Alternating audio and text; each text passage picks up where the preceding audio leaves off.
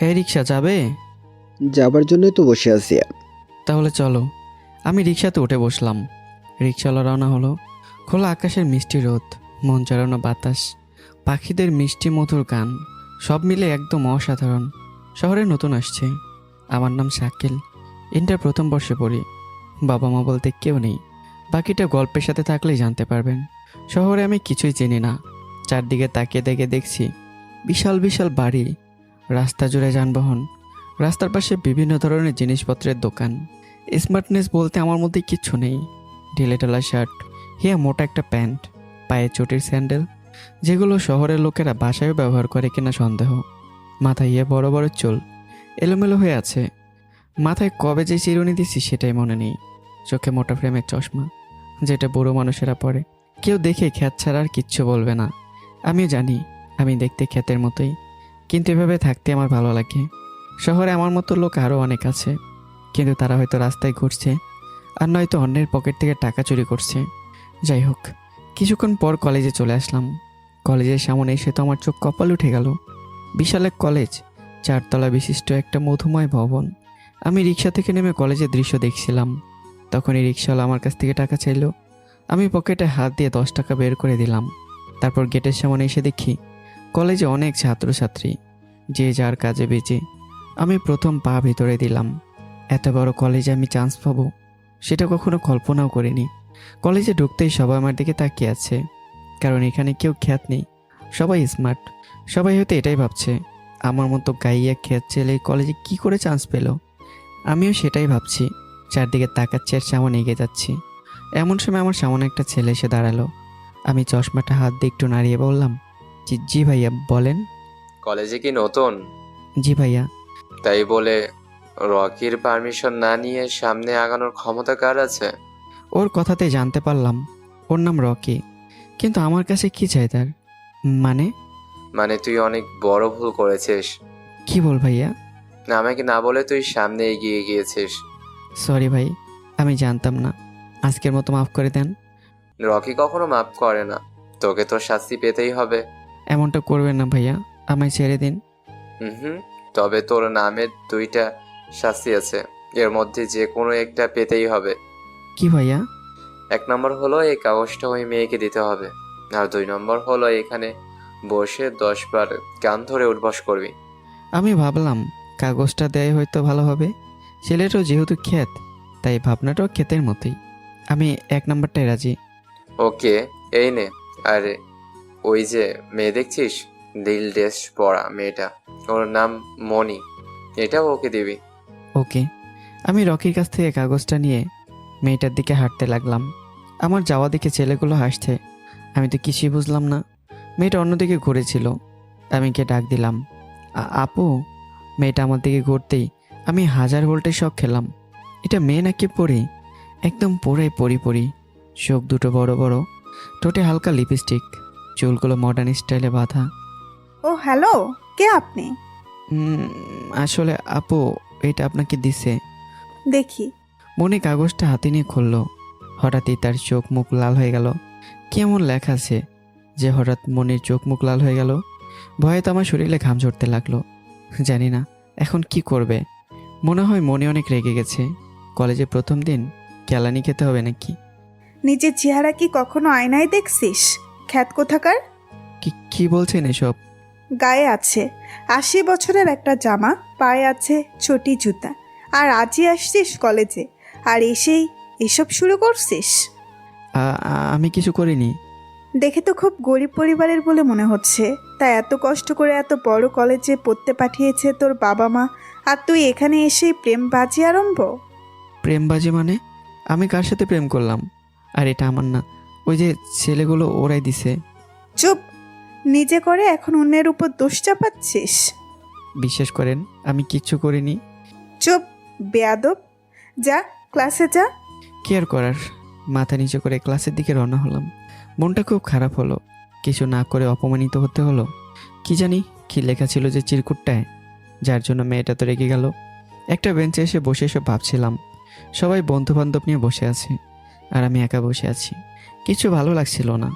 নতুন কলেজে নতুন দিনে এসেই অপমানিত হতে হলো। আর আমি তো এমনি অপমানিত। কারণ ক্ষেত ছেলেদের মান কে দেবে। বসে থাকতে থাকতে ক্লাসের সময় হয়ে গেল। সেখান থেকে উঠে ক্লাসে চলে গেলাম। ক্লাসে সবার পেছনে জায়গা হলো, তবুও খুশি। জায়গাটা তো হয়েছে নাকি। স্যার সামনে বোঝাচ্ছিলেন, একটু একটু করে শোনা যাচ্ছিল। ভাবলাম পিছনে বসলে আমার পড়াশোনা হবে না, সামনে জায়গা করে নিতে হবে। স্যারের কথা শোনা যাচ্ছে না তো কি করব। ক্লাসের সবার মুখখানি দেখতে লাগলাম। আর হঠাৎ যা হলো তাতে আমি জমে পাথর। ওই মেয়েটা মানে মনি এখানে কেন? তাহলে কি সেও আমার সাথে পড়ে, একই ক্লাসে? হঠাৎ মনির চোখ আমার দিকে পড়ল। আমি ভয় পেয়ে গেলাম, কিন্তু মনি মুচকে একটা হাসি দিল। হাসিটা আপনারা দেখলে তো পুরাই পাগল হয়ে যেতেন। আমি তো পুরাই ফিদা। এত সুন্দর হাসি মনে হয় আমি জীবনে প্রথম দেখলাম। কি সুন্দর মুখের চাহনি। মুচকে হাসলে তো দুই গালে দুইটা টোল দেখা দিল, যেটা আমার প্রধান ক্রাশ। আমি এখনও তাকিয়ে আছি, চোখ সরাতেই মন চাচ্ছে না। তখন মেয়েটা আবার আমার দিকে তাকালো। বুকের ভিতর ভয় দেখা দিল, কিন্তু চোখ সরাতে মন চাচ্ছে না। মনি বুড়ো কুসকে জিজ্ঞাসা করলো কি। আমি মাথা নেড়ে না সূচক উত্তর দিলাম। মনি আবারও হাসিটা আমায় উপহার দিল। আমি নিজেকে সামলে নিলাম, কারণ আমার কপালে এসব নেই। অতীতে অনেক কিছু ছিল, কিন্তু বর্তমানে কিচ্ছু নেই। আমি চোখ সরিয়ে নিলাম আর ক্লাসে মনোযোগ দিলাম। স্যার খুব সুন্দর করে বুঝিয়ে দিলেন, যেটা আমার মাথায় খুব অল্পতেই ঢুকে গেল। অন্যেরা কি করছে জানি না, তবে আমার মাথায় ধরে গেছে। ক্লাস শেষ হলো, বাইরে আসলাম। সবাই ক্যান্টিনে যাচ্ছে, আর আমি তার বিপরীত দিকে, কারণ ক্যান্টিনে বসার যোগ্যতা মনে হয় আমার নেই। মাঠের দিকে আসতেই আবার রকি আর তার বন্ধুরা আমার পথ আটকে দাঁড়ালো। আমি পাশ কাটিয়ে চলে যেতে চাইলাম, কিন্তু পারলাম না, তাই তাদের শিকার হয়ে গেলাম।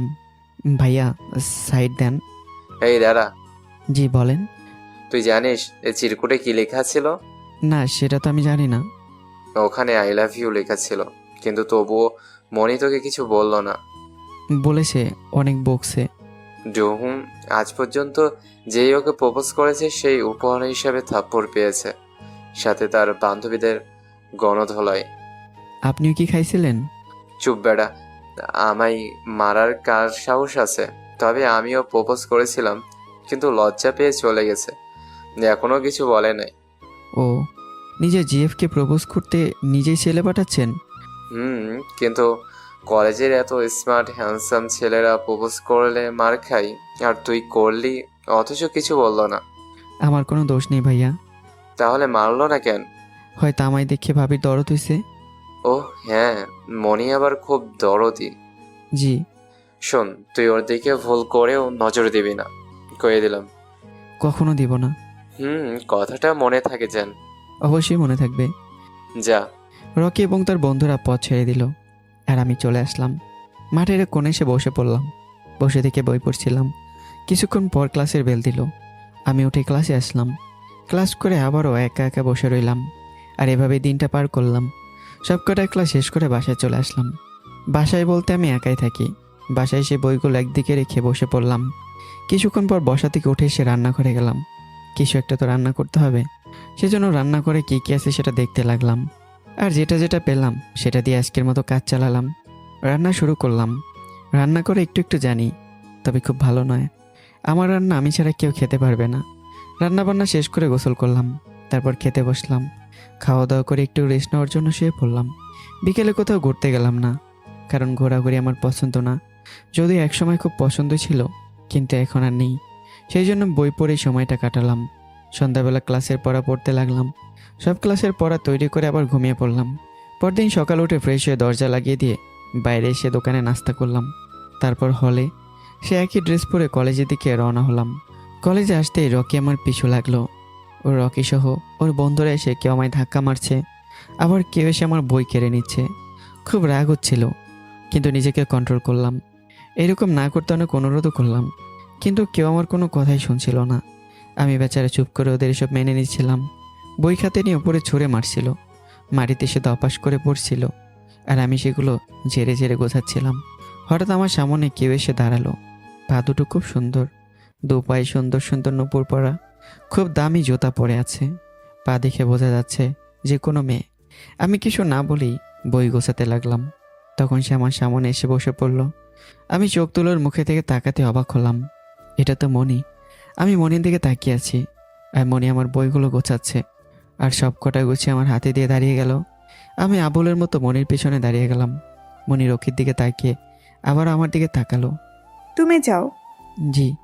আমি মাথা নাড়িয়ে ওখান থেকে চলে আসলাম। তারপর মনি কি করেছে জানি না, আমি সোজা ক্লাসে চলে গেলাম। কিছুক্ষণ পর ক্লাসে স্যার আসলো। সবাই স্যারকে সালাম দিলাম। স্যার সবাইকে বসতে বলল। এরপর পড়া বের করে ধরলো। একে একে ধরলো, কিন্তু শুধু কয়েকজনই পারলো। তার মধ্যে রকিও পারলো না। এবার আমার পালা। স্যার আমায় বলতে আমি দাঁড়িয়ে গেলাম। আমাকে দেখে সবাই হাসতে লাগলো আর বলল, এই ফকির কোত্থেকে আসলো? আমি সবার মুখের দিকে তাকালাম, কিন্তু কিছু বললাম না। স্যার সবাইকে থামতে বলল আর আমায় পড়া বলতে বলল। আমি শুরু করলাম বলতে। আমার পড়া দেখে মনীষসহ সবাই অবাক হলো। এবার স্যার আর একটা কঠিন প্রশ্ন করলো, সেটাও আমার জানা ছিল, তাই উত্তর দিতে মোটেও সমস্যা হলো না। এবার তো স্যার অবাক। তুমি কে বাবা? স্যার, আমার নাম শাকিল খান। কিন্তু তুমি পিছনে কি করছো? স্যার, সামনে জায়গা নেই। কে বললো জায়গা নাই? সামনে যারা বসে আছে তারা একদিনও পড়া পারে না, সব কটা গর্ধপ। তুমি সামনে আসো। না স্যার, ঠিক আছে। আরে আসো না। আর আজ থেকে একটা নিয়ম, যে পড়া পারবে সে সামনে বসবে, আর পড়া না পারলে সবার পিছনে। সবাই একসঙ্গে বলল ঠিক আছে। তখন স্যার ছেলে আর মেয়েদের মধ্যে যারা যারা পড়া পারে তাদের সামনে বসিয়ে দিল। এর মধ্যে আমিও ছিলাম, আর মনিও ছিল। আমি সবার সামনে চেটে জায়গা পেলাম, আর মনিও তাই পেল। মনি আমার দিকে তাকিয়ে মুচকে একটা হাসি দিল। আমি তার কোনো রিপ্লাই না দিয়ে সামনে তাকালাম। ক্লাসটা কোনোরকম শেষ করলাম। এদিকে রকি আমার দিকে তো সেইভাবেই তাকিয়ে আছে। আমি ওর জায়গা দখল করাতে রকি একদম রাগে লাল হয়ে গেছে। আমি ওদিকে কান না দিয়ে ক্লাসে মনোযোগ দিলাম। ক্লাস শেষ করে বাইরে আসলাম। তখন পড়লাম এক বিপদে। রকি আর তার বন্ধুরা এসে আমায় ঘিরে ধরলো। কিরে, একদিন হলো কলেজে এসেই ভাব শুরু করেছিস? আমি কি করলাম ভাইয়া? একদিন পড়া পারছিস বলেই কি তোর ভাব নিতে হবে? আমি কখন ভাব নিলাম? দেখ, এতদিন কলেজ টপার ছিলাম আমি, আর সবসময় থাকবো। যদি তুই আমার জায়গা দখল করার চেষ্টা করিস, তাহলে তোর এমন অবস্থা করব যাতে তুই আর কলেজেই আসতে পারবি না। প্লিজ ভাই, এমন করবেন না। তাহলে কাল থেকে সবার পিছনে বসবি, আর পড়া হলেও বলবি পড়া হয়নি। আমার আম্মু আমায় মানা করছে। এখন বলবি, নয়তো তোর জীবন যাবে। না ভাই, আমি পারবো না। পারবি না? দেখ তোর কি অবস্থা করি। এই কথা বলে রকি আমার মাথায় টালা মারলো। আমি বইটা বুকের সাথে জড়িয়ে ধরে জোরে জোরে হাঁটতে লাগলাম। এমন সময় রকির এক বন্ধু আমার পায়ের সাথে তার পা ব্যাট দিল। আমি আচমকাই সামনে ধপাস করে পড়ে গেলাম। তখন রকিরা হাসতে লাগলো। কলেজে প্রায় সবাই আমার এই অবস্থা দেখে হাসলো। আমি কথা না বলে উঠতে যাব, এমন সময় একজন আমায় ধরে তুললো। দাঁড়িয়ে দেখি এটা মনি। মনি আমায় ধরে তুললো আর বইগুলোও তুলে দিল। রকি, এবার কিন্তু খুব বেশি হচ্ছে। কিছু বেশি হয়নি মেরি জানো। চুপ। আর একদিন এর গায়ে হাত দিলে তোদের খবর আছে। ও মা, তাই নাকি? সাবধান। আচ্ছা, একে কিছু করলে তোর এত লাগে কেন? ও আমার ক্লাসমেট, তাই।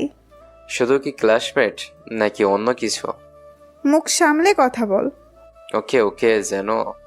চল যা এখান থেকে। এমন সময় রকির এক বন্ধু মনিকে বকতে বকতে সামনে আসছিল।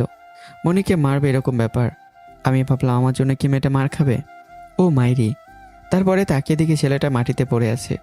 মনি এমন মাইর দিল যে ছেলেটা মাটিতে গড়াগড়ি খাচ্ছিল। আমি তো আমার চোখকে বিশ্বাস করতে পারছি না। কি দেখলাম এটা? এটা কোনো জাদু হলো নাকি? মাইয়া মানুষ মারামারি করছে? বাবা যায়। আমি তো আবুলের মতো হা হয়ে তাকিয়ে আছি। আর রকির বন্ধুটা কোনো মতে দাঁড়ালো, মনির দিকে তাকাচ্ছে আর পিছনে যাচ্ছে। রকি আর তার বন্ধুরা সবাই চলে গেল। আমি তো মনির পিছনে দাঁড়িয়ে আছি হা করে। মনি আমার দিকে ঘুরলো। আমায় এমন অবাক হয়ে থাকতে দেখে হাতে তুড়ি মারলো। Hello mister. হ্যাঁ হ্যাঁ, বলেন। এত অবাক হয়ে কি ভাবছেন? আপনি মারামারি জানেন? হ্যাঁ, শহরের কুত্তাদের হাত থেকে বাঁচার জন্য করতে হয়। কুত্তারে কি আপনাকে তাড়ানি দেয়? এটা ওই কুত্তা না, এটা হচ্ছে মানুষ নামের জানোয়ার, যারা দিনের পর দিন বুনের মতো মেয়েদের ধর্ষণ করছে আর মেরে ফেলছে। ও ভালো। আচ্ছা, তুমি এত বোকা কেন? কি করলাম? ওরা তোমায় এভাবে মারছে, অত্যাচার করছে, আর তুমি চুপচাপ মেনে নিচ্ছ? হ্যাঁ, মারামারি ঝামেলা আমার একদম পছন্দ না। চলে আপু। আরে শোনো শোনো। হ্যাঁ বলেন। আমরা কি বন্ধু হতে পারি? আমি চলি। আরে এমন করেন কেন? বন্ধু হলে সমস্যা কি? আমার এসব ভালো লাগে না। শোনো। না, আমার সাথে আপনাকে কেউ দেখলে আপনাকে আবার অপমান করবে। আপনি চলে যান। রকি এতক্ষণে সবাইকে বলে দিয়েছে। আচ্ছা আমি যাই। ওই মিয়া ওই, আপনাই আমি বাঁচালাম, একটা ধন্যবাদ তো দিলে না। ধন্যবাদ। এবার খুশি? হুম। গেলাম। আরে ওই শুনেন। আমি কোনো কথা না বলেই জোরে জোরে হাঁটতে লাগলাম। পেছনে তাকে দেখে মনি ওখানেই দাঁড়িয়ে আছে। আমি এসে মাঠের এক কোণে বসে পড়লাম। বসে থেকে বই পড়ছিলাম, তখন মনি এসে আমার বইটা টেনে নিয়ে নিল। আমার খুব রাগ হলো আর মন খারাপও হলো। পুরনো কথা মনে করিয়ে দেওয়ার জন্য খুব রাগ হলো। মারতে যাব এমন সময় চোখ তুলে তাকে দেখে মনি। আমি নিজেকে সামলে নিলাম, ডান হাত দিয়ে চশমাটা ঠিক করলাম। আপনি আবার? কি বলছেন স্যার? বই পড়ছি। দেন বই দেন। আচ্ছা, আপনার মধ্যে কি কোনো রসকস নাই? না নেই। এবার দেন। ধুর, জীবনে অনেক ছেলে দেখছি, কিন্তু আপনার মতো দেখিনি। ভালো, তাহলে দেখলেন তো। আল্লাহ গো, আপনার জন্মের সময় কি আপনার মুখে মধু দেয়নি? জানি না, বাবা মা বেঁচে থাকলে জিজ্ঞাসা করতাম। মানে আপনার বাবা মা নেই? আছে তো, না থাকলে আমি কেমনে হলাম? হায় রে কপাল, এখন কি বেঁচে নেই? জি না, ওই আকাশের তারা। ও সরি। এখান থেকে যান প্লিজ। না গেলে? কেন বুঝতে পারছেন না? আপনার সাথে আমাকে দেখলে রকি ভাই আমাকে মারবে। কেউ কিচ্ছু করবে না। আচ্ছা, কলেজে এত ছেলে থাকতে আপনি আমার পিছনে লেগেছেন কেন? কারণ আমার মন বলছে তোমার এটা আসল রূপ নয়। মনির এমন কথায় খুব চমকে উঠলাম। মনে আমায় চিনে ফেললো নাকি? চশমাটা ঠিক করতে করতে বললাম, মানে?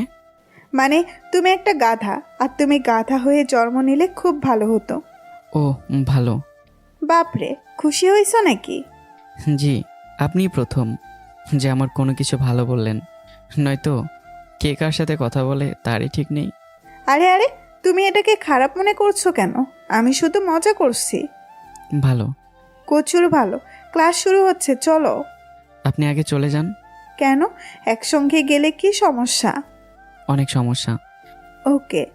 তারপর মনে আগে আগে চলে গেল, আর আমি একটু পর ক্লাসের দিকে চললাম। ক্লাসে যেতেই সবাই আমার দিকে তাকালো কেমন যেন ঘৃণার চোখে।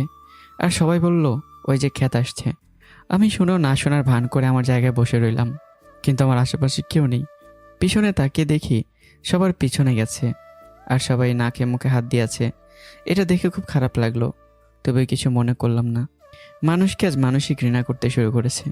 তাহলে কেমনে সেই স্ত্রীর সেরা যে মানুষ হলো? সবাই সমান, কিন্তু এই ডিজিটাল দুনিয়ায় যারা পোশাকে ভালো তারা সব দিক দিয়েই ভালো হয়, কিন্তু যারা টাকার অভাবে পোশাক পায় না তারা কখনো ভালো হতে পারে না। ফলে তারা যেখানকার সেখানেই থেকে যায়। এমন হলে দেশ কেমন করে উন্নতি হবে যদি দেশের মধ্যে চলে হিংসা বিদ্বেষ? আমি আর কিছু বললাম না, সামনে তাকালাম। একটিবার স্যার আসলো, সবাইকে পেছনের দিকে স্যার বুঝলো হয়তো তাদের পড়া হবে না, তাই পিছনে গেছে। এরপর পড়া শুরু হলো। আমি পড়া বললাম। এদিকে রকি রেগে আগুন। মনে একবার রকির দিকে তাকাচ্ছে, আরেকবার আমার দিকে তাকাচ্ছে। পড়া ঠিকমতো বলে বসে পড়লাম। আমি বাদে আরেকজনের পড়া হলো। স্যার কিছু না বলে নতুন পড়া দিয়ে চলে গেল। আমি ক্লাস থেকে বেরিয়ে আসলাম। ভলিবল খেলার মাঠে ঘুরছিলাম, তখন দেখি সামনে মনি আমার দিকে হয়ে বসে আছে। আমি দেখে একটু হাসলো, আর অন্যদিকে তাকাবো এমন সময় পিছন থেকে বল খুব জোরে ধেয়ে আসছিল। আমি মনির কাছেই ছিলাম, লাফ দিয়ে মনির হাত ধরে টান মারলাম। মনি আমার সাথে ধাক্কা লাগলো, আর বলটা দূরে গিয়ে পড়ে গেল। মনি তো একদম সেই লেভেলে শক খেলো। আমি মনিকে আমার থেকে সরিয়ে দৌড়ে আসলাম। ধন্যবাদ। জি। তোমায় আমি বাঁচিয়েছি, আর আমায় এখন তুমি বাঁচালে, সমান সমান। তো তো আমরা বন্ধু হতে পারি কি? মনির এমন কথা শুনে আমি অবাক হলাম। আর পাশ থেকে মনির বান্ধবী জুই বলল, তোর কি মাথা খারাপ? এমন একটা গাইয়া খ্যাত ছেলের সাথে বন্ধুত্ব করতে চাস? তুই চুপ কর। কেন রে? এই যে মিস্টার খ্যাত, আপনার প্যান্টে কি আরো 4 জনকে নিয়ে থাকেন? জুয়ের কথা শুনে মনি সহ সবাই হাসতে লাগলো। আমি মাথা নিচু করে নিলাম। চুলে তো মনে হয় 1 মাস থেকে শ্যাম্পু করে নাই। জুই, তুই চুপ করবি? সত্যি কথা বললেই দোষ। শোনেন আপু, আমি আপনার বান্ধবীকে আমার বন্ধু হতে বলিনি। সে তোর সাথে আমি কথা বলতে পারবো না। বলতে হবে না, তবে একটা কথা জেনে রাখেন, সব মানুষ কিন্তু একই, সবাই সমান। সর খ্যাত কোথাকার। জুই, প্লিজ চুপ কর। আমি আর কথা না বলে সেখান থেকে চলে আসলাম। আসার সময় মনে পিছন থেকে অনেকবার ডেকেছে, কিন্তু আমি সাড়া দিইনি। খুব খারাপ লাগলো আজকে, তবু আমি এমনই থাকবো। আমি আমার মতোই থাকবো। কে পছন্দ করলো কে করলো না এটা দেখার সময় আমার নেই। এটা ভেবে চলে আসলাম ক্লাসে। ক্লাসে এসে দেখি কেউ নেই।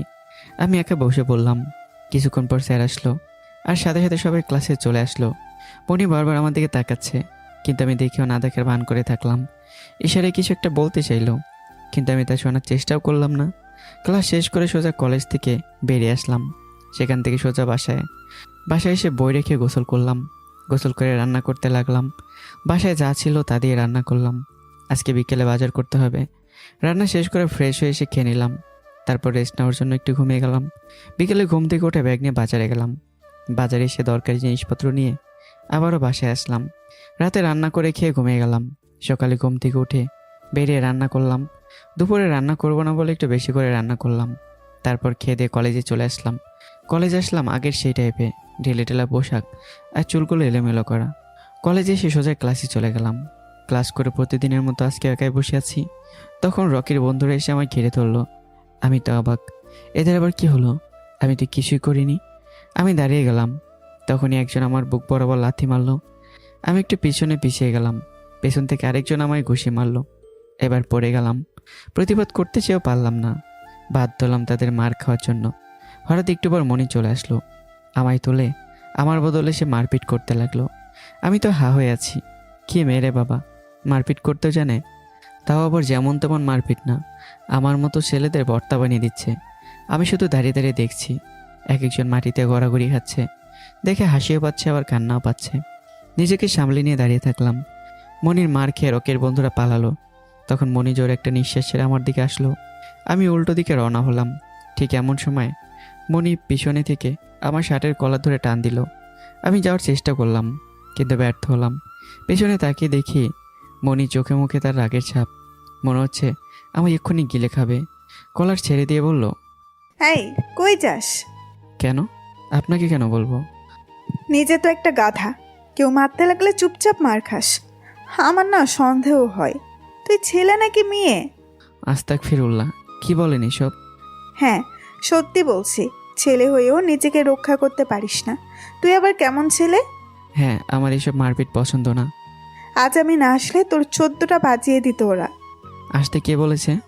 চুপ কর, আমায় তো বন্ধু করবি না, আর নিজেও মারপিট পছন্দ করিস না, তাহলে তো 2 দিনও বাঁচতে পারবি না।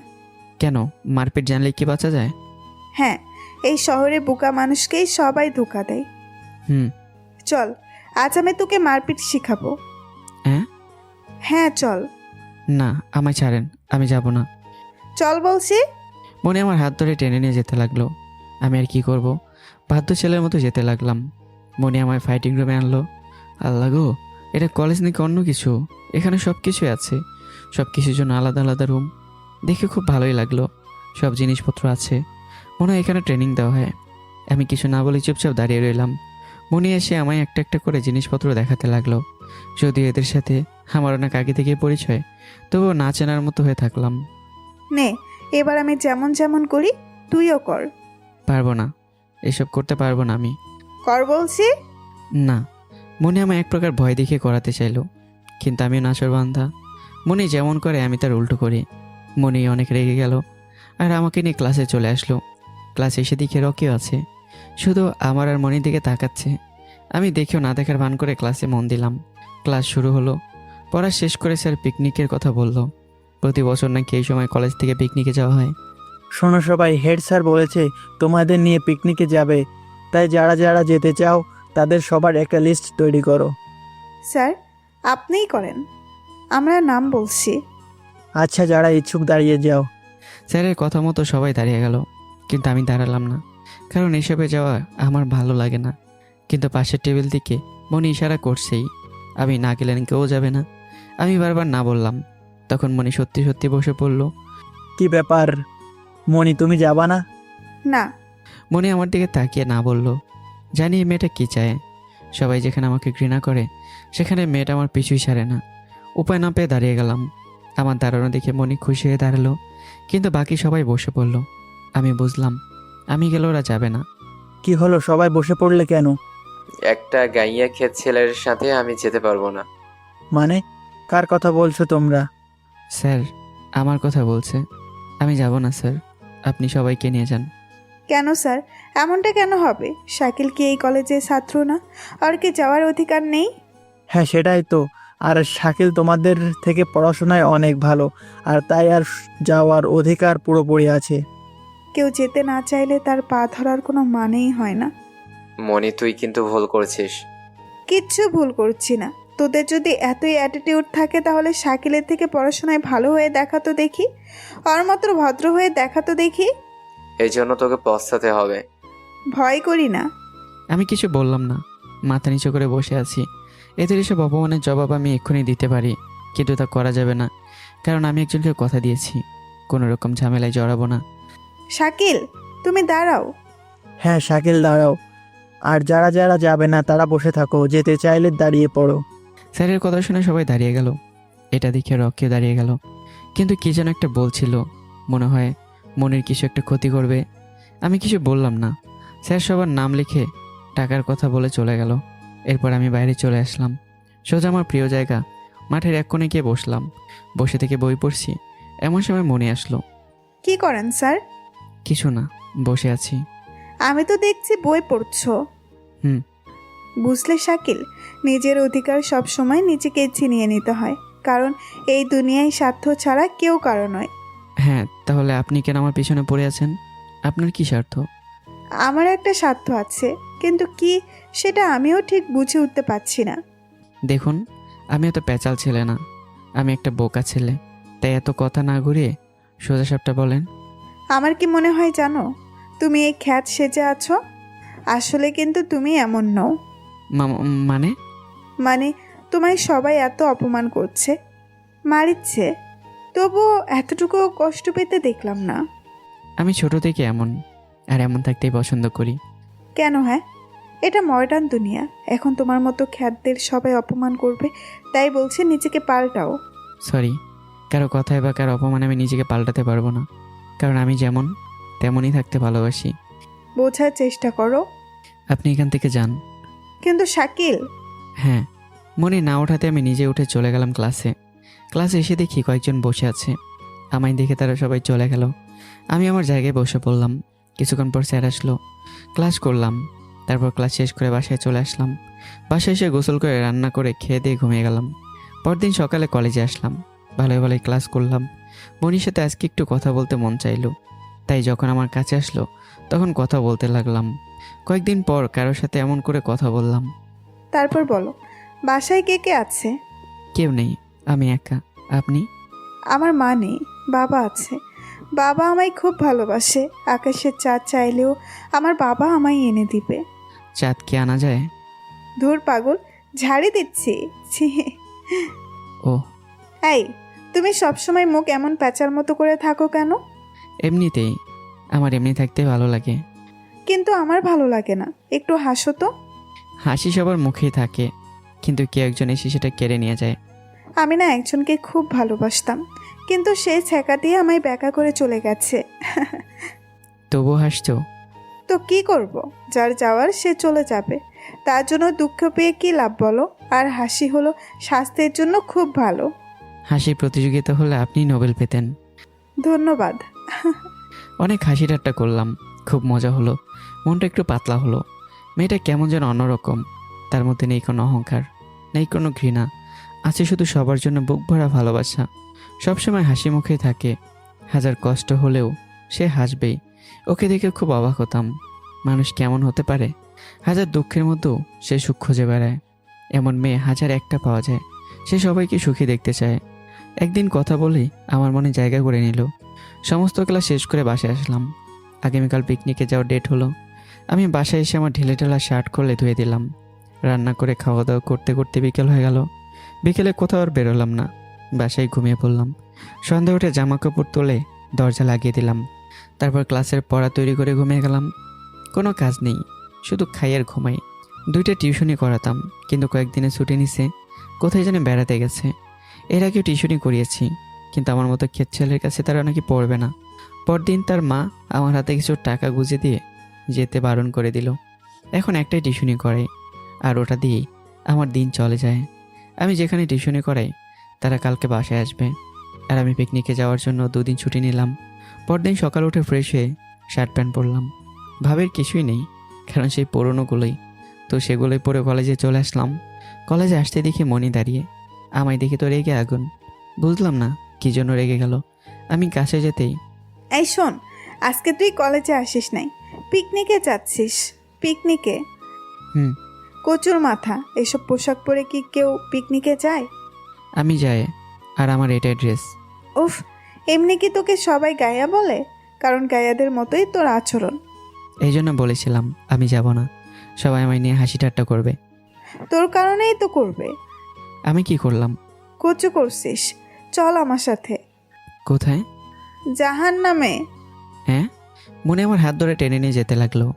তখন স্যার বলল, মনি কোথায় যাচ্ছ? স্যার, আপনারা বাজারে আসেন, আমি ওখানেই যাচ্ছি। আচ্ছা। মনি আমাকে নিয়ে চলে আসলো মার্কেটে। আমি আসতাম না, তবুও জোর করে নিয়ে আসলো। আর একটা শপিং মলে ঢুকলো। নে, একটা শার্ট পছন্দ কর তো। কার জন্য? আমার বিএফের জন্য। দেখতে শুনতে তোর মতোই। তাহলে আপনি করেন। না, তুই কর। আমার পছন্দ নাকি তোর ভালো লাগে না? ও, আমি চারদিকে তাকালাম। অনেক শার্ট ঝোলানো আছে, তার মধ্যে একটা ব্ল্যাক কালার, ওটা আমার খুব পছন্দ হলো। এটি খুব সুন্দর। বাহ, তোর তো চয়েস আছে ভালোই। হুম। এবার প্যান্ট দেখ। আমি প্যান্ট চয়েস করে দিলাম। তারপর সব এক জায়গায় করে বিল দিয়ে একটু এদিকে সরে আসলো। শাকিল, ও, এই নে, সব তোর জন্যই। যা, তাড়াতাড়ি চেঞ্জ করে নে। কি বলেন? এসব না আপনার বিহেভিয়ারের জন্য? বিএফ নাই নাকি? ছাই, বিএফ মানে বেস্ট ফ্রেন্ড। বর আমার বেস্ট ফ্রেন্ড তুই। নে নে, তাড়াতাড়ি কর। সরি, আমি এসব নিতে পারবো না। আমি এত আশা করে নিলাম, আর তুই নিবি না? না, আমি এমনি ভালো। প্লিজ নে না, আমি তোর প্রতি দয়া করে দিচ্ছি না, বন্ধু হিসাবে গিফট করছি। জানি, তবুও লাগবে না। নে, হয়তো খুব খারাপ হবে কিন্তু। যা ইচ্ছা করেন। আচ্ছা আচ্ছা, ধরে নে আমি তোকে ধার দিলাম, তখন তোর কাছে টাকা থাকবে, তখন দিয়ে দিবি। ভাবলাম এমন হলে নেওয়া যেতে পারে, টিউশনের টাকা পেলে দিয়ে দেব। ধন্যবাদ। যা, ওই রুমটাই গিয়ে চেঞ্জ করে নে। আমি মনির হাত থেকে ব্যাগটা নিয়ে সামনে থাকা রুমটায় চলে গেলাম। তারপর আগেরগুলো খুলে নতুনগুলো পরলাম। আগেরগুলো ব্যাগে নিয়ে বেরিয়ে আসলাম। মনি আমার দিকে হা হয়ে তাকিয়ে আছে। আমি চশমাটা ঠিক করতে করতে মনির কাছে আসলাম। একদম ফাটাফাটি, কিন্তু কিছু একটার কমতি আছে। কি সেটা? কিশোরী না, চলেন তো। না রে, কিছু একটার কমতি আছে। বললাম তো নেই। হ্যাঁ, চশমা, সানগ্লাস নিতে হবে। আয়। আরে আরে, লাগবে না। লাগবে, আয়। মনে আমায় টেনে চশমার দোকানে নিয়ে আসলো। তারপর মনে কালো একটা সানগ্লাস চয়েস করলো।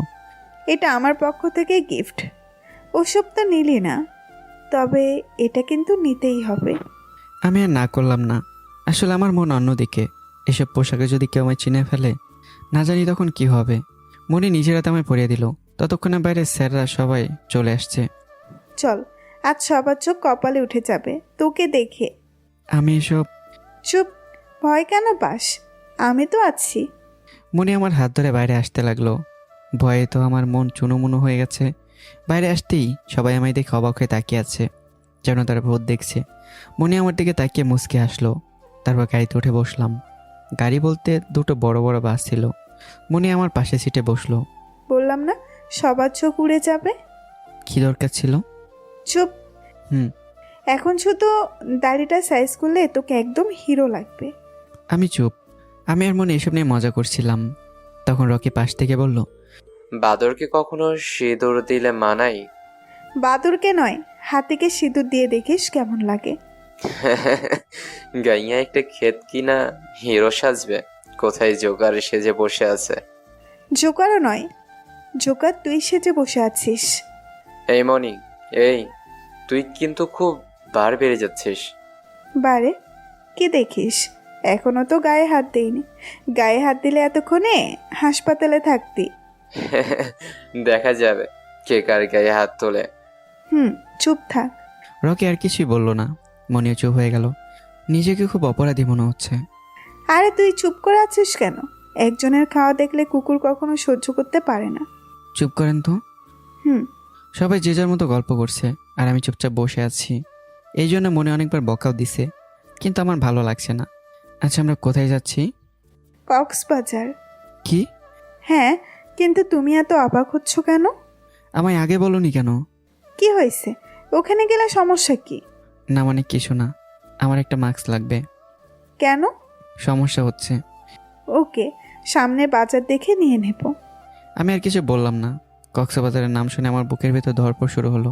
সেই শহরে আবার আমায় নিয়ে যাচ্ছে, যেখানে আমার জানের জান নীলা ঘুমিয়ে আছে আমার বাবা মা।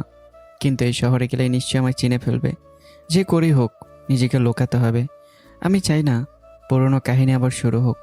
আপনারা হয়তো কিছু বুঝতেছেন না, তাই না? সমস্যা নেই, কিছুক্ষণ পর সব বুঝে যাবেন।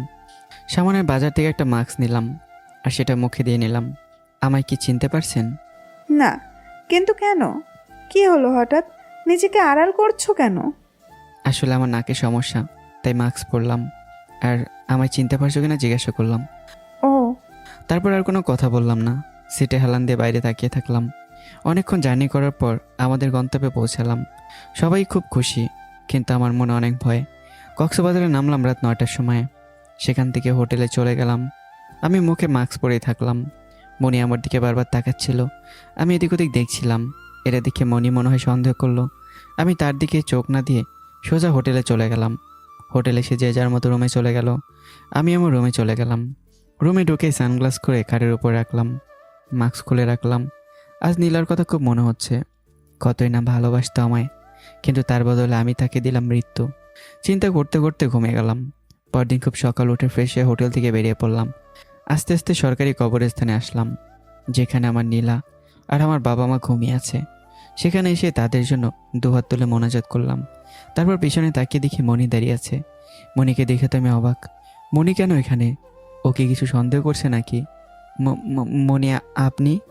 আমি তখনই সন্দেহ করছিলাম যখন মাস্ক পরে নিজেকে আড়াল করতে চাইছো। কি বলছো এসব? নিজেকে আড়াল করলাম কই? এতদিন হলো কিন্তু কোনোদিন আমার সাথে জোরে কথা বলনি, অথচ কাল রাতে আমায় ধমক দিচ্ছ। আসলে আমরা যেখানে আসছিলাম তা আমি জানতাম না, তাই। আর এখানে কি করছো? কই, এমনিতেই। এমনিতেই কি কেউ কবর বাড়ি আসে? আসলে আমার বাবা মা নাই তো, তাই আমি প্রতিদিন বাড়ি এসে কবর জিয়ারত করি। ও ভালো, কিন্তু আমার মনে হচ্ছে আমার কাছ থেকে কিছু একটা লুকাচ্ছ। আমি আবার কি লুকাবো, চলেন। তারপর মনিকে নিয়ে হোটেলে চলে আসলাম। অসুস্থতার কথা বলে সারাদিন হোটেলেই শুয়ে থাকলাম। কিন্তু বিকেলে মনি আমায় জোর করে নিয়ে বের হলো। আর না করলাম না, না করলে যদি সন্দেহ করে, সেজন্য আর না করলাম না। মনির সাথে বেরোলাম, সমুদ্রের ধারে ঘুরলাম। আমার মুখে মাস্ক ছিল, সেজন্য একটু নির্ভয়ে থাকলাম। ঘুরতে ঘুরতে সন্ধ্যা হয়ে গেল। সমুদ্রের পাশে একটা জায়গায় খুব আলো দেখলাম। মনি সেখানে যেতে চাইলো। আমি জানি ওটা ক্লাব, সবাই নেশা করে ডান্স করে। মনি যেতে চাইলো, তাই চললাম। সেখানে এসে দেখি সবাই নেশা করছে, কেউ ডান্স করছে। তাদের মধ্যে রকি আর তার বন্ধুরাও ছিল। মনিও ড্রিঙ্ক করতে চাইলো, কিন্তু আমি না করাতে আর করলো না। এদিকে রকির একদম ঝাক্কাস হয়ে গেছে। আমরা দাঁড়িয়ে থেকে সব আনন্দ উপভোগ করছিলাম। হঠাৎ মনি বলল, শাকিল, তুমি এখানেই থাকো, আমি একটু আসছি। কোথায় যাবেন? জরুরি। আচ্ছা যাও, তাড়াতাড়ি এসো। হুম। মনি চলে গেল আর আমি ওখানে দাঁড়িয়ে থাকলাম। অনেকক্ষণ হয়ে গেল, তবুও মনি আসছে না। ব্যাপারটা খুব খারাপ লাগলো। তখনই খেয়াল করলাম রকি আর ওখানে নেই। তাহলে নিশ্চয়ই রকি মনির কাছে গেছে। আমি দাঁড়িয়ে না থেকে সোজা দৌড় দিলাম। একটু দূরে আসতেই মনির কণ্ঠ পেলাম। দৌড়ে গিয়ে দেখি রকি মনির সাথে জোরাজুরি করছে। মনির ইজ্জত নেওয়ার জন্য রকি পাগলের মতো ঝাঁপিয়ে পড়েছে। আর মনি নিজের সমস্ত শক্তি দিয়ে নিজেকে বাঁচানোর চেষ্টা করছে। দুই পাশে দুজন মনির হাত টেনে ধরে আছে, কেউ যাতে রকিকে ডিস্টার্ব করতে না পারে, সেজন্য তার বন্ধুরা চারদিকে ঘিরে আছে। আমার খুব রাগ হলো। সামনে এগোতেই রকির বন্ধুরা এসে আমায় আটকালো। আমি মারতে যাব, এমন সময় নীলার কথা মনে হলো। আমি যে নীলাকে কথা দিয়েছি কোনোদিনও মারপিটে জড়াবো না, কথাটা মনে হতেই নিজেকে সামলে নিলাম। কিন্তু একটা মেয়ের বাঁচাও বাঁচাও চিৎকারে যেন আমায় শান্তি দিচ্ছিল না। তখন ভাবলাম, মনির জায়গায় যদি নীলা থাকতো তাহলে কখনো তাকে ছেড়ে যেতাম না, আর মনিকেও তাই ছেড়ে যাব না। দুজনকে দুটো ঘুষি দিয়ে ফেলে দিলাম। একে একে রকির বন্ধুদের আঘাত করলাম। মনে হাল ছেড়ে দিল, নিজেকে সঁপে দিল রকির কাছে। ঠিক এমন সময় আমি রকিকে ধরে টেনে তুলে মারতে লাগলাম। মারতে মারতে রকি ঘায়েল হয়ে গেছে। তার বন্ধুরা একে একে পালিয়েছে। আমার মুখে মাস্ক ছিল, সেজন্য হয়তো আমায় কেউ চিনতে পারেনি, কিন্তু মনি ঠিকই চিনে ফেলেছে। কলেজে আমায় অনেক মেরেছে, অনেক অপমান করেছে, তার প্রতিশোধ আজ নেব। আমি মুখ থেকে মাস্ক সরালাম। কিরে রকি, কলেজে তো খুব মারছিলি আমায়, খুব অপমানও করছিস, আজ তোর এমন অবস্থা করব যাতে ভবিষ্যতে শুধু আমি কেন, আমার মতো ক্ষেত ছেলেকে দেখলেই সালাম করবি। আহ, আহ, আমায় ছেড়ে দে, আমায় চিনিস না, ভালো চাইলে আমায় ছেড়ে দে। তুইও আমায় চিনিস না। কি ভেবেছিস ক্ষেত গাইয়ের মতো হয়ে থাকি বলে কিছু জানি না? আরে তোর মতো হাজারটা রকিকে আমি কাবু করছি। বাসে ছেলে ছেড়ে দে। এবার তুই বেঁচে থেকে মরার মতো পড়ে থাকবি। পাশে একটা গাছের ডাল পড়েছিল, ওটা নিয়ে এসে রকের হাত পায়ে এমন জোরে জোরে বাড়ি মারলাম, মনে হয় 3 মাস হাসপাতালে থাকবে। মুখে মাথায় আচ্ছা মতো ঘুষি মারলাম। রকি এবার আদমরা। মনি পিছন থেকে এসে আমার হাত পা টেনে নিল, আর সেখান থেকে দৌড়ে দৌড়ে চলে আসলো। আমি হাত থেকে গাছের ডালটা ফেলে দিলাম। তারপর মনি আমায় ঠাস করে একটা থাপ্পড় দিল। তুই কেন আমায় মিথ্যা বলছিস? বল কেন? আমি কি মিথ্যা বলছি? তুই বলছিস তুই মারামারি জানিস না, আবার এমন মারামারি করলি যে আমি নিজেও জানি না। হুম। বল তুই কে? বল, সত্যি করে বল তুই কে? এই সেমরি, বেশি অধিকার দেখাতে আসবি না। যেমন আছিস তেমনই থাক। কি বললি তুই? কানে কি কম শুনিস? মানে? চুপ, একদম পাকনামো করবি না। মনি আর কথা বলল না, দবাস করে বসে পড়ল। আমার মাথা একদম গরম, কি বলতেছি নিজেও জানি না। আমি একটু দূরে উঁচু জায়গায় বসে পড়লাম, মাথায় হাত দিলাম, নিজেকে কন্ট্রোল করলাম। মনি তো সব জেনে গেছে, ওকে যে করে হোক থামাতে হবে। মাথা ঠান্ডা করে মনির সামনে এসে বসলাম। মনি ফুপিয়ে ফুপিয়ে কান্না করতেছিল। মনি প্লিজ কাঁদবেন না। উম হুম হুম। দেখুন দেখুন, আমি মানছি আপনি মিথ্যা বলেছি, কিন্তু জানেন কি, এই মিথ্যা পরিচয় নিয়ে আমি বাঁচতে চেয়েছিলাম। মিথ্যা পরিচয় মানে? হ্যাঁ, আমি এখানকার কুখ্যাত মাফিয়া। কি? কিন্তু কি করে? আপনাকে বিশ্বাস করি বলেই বলছি। হ্যাঁ বলো। তাহলে শোনেন, প্রায় 1 বছর আগে আমি ছিলাম এই শহরের নামকরা মাফিয়া কিং। এখানকার সকল 2 নম্বর ব্যবসা আমার হাতেই হতো। খুব নামি দামি একজন গুন্ডা ছিলাম, ভারত থেকে মাল পাচার করতাম। থানায় আমার নামে 10টা খুনের মামলা ছিল। নারী পাচার, নারী নির্যাতন, কোনোটাতেই কম ছিলাম না। বড় বড় গুন্ডারা আমার নাম শুনলে ভয় পেত। আমার নাম ছিল শাওন, সবাই আমায় শাওন ভাই বলে ডাকতো।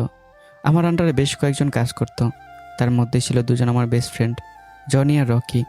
বাবা মা দুজনের কেউই ছিল না, ছিল শুধু একটা কলিজা, নীলা। আচ্ছা চলেন তাহলে প্রথম থেকে শুরু করি। আমি ছোটো থাকতে আমার বাবা মা মারা যায়। বস্তিতে বড় হয়েছি, একটা বুড়ি দাদি আমায় বড় করেছে। ছোট থেকে মারপিট করতাম, এদিক দিয়ে আমি ফার্স্ট ছিলাম, কিন্তু পড়াশোনায় একটুও না। 3বার ক্লাস 3তে ডাব্বা মারছি। স্কুলে গেলেই যার তার সাথে মারপিট করতাম। কেউ আমার কলারে হাত দিলে রেগে যেতাম, যাকে বলে আগুন। এই জন্য বুড়ি দাদি আমায় প্রতিদিন বকা দিত, কোনোদিন খাবারও দিত না। আমিও প্রতিদিন কসম করতাম কাল থেকে আর মারপিট করব না। পরদিন কসমের কথা বলে যেতাম, শুরু করতাম মারপিট। ওই বস্তিতে এমন কোনো ছেলে ছিল না যে আমার সাথে পারবে। সব পিচ্চিরা আমায় ভয় পেত আর শাওন ভাই বলে ডাকতো। তাদের মধ্যে 2জন ছিল আমার কলেজের টুকরা, জনি আর রকি। ছোটোবেলা থেকে আমরা একসঙ্গে বড় হয়েছি। টিভিতে সিনেমা দেখতাম আর কদমতলায় এসে ঠিক হুবহু কপি করতাম। গুন্ডা হওয়ার খুব শখ ছিল। সিনেমায় গুন্ডার পার্ট যারা নিত তাদের ছবি এনে আমার ঘরে লাগাতাম। সবাই বলতো লোকজন নায়কের ছবি লাগায় আর তুই গুন্ডার ছবি লাগাস।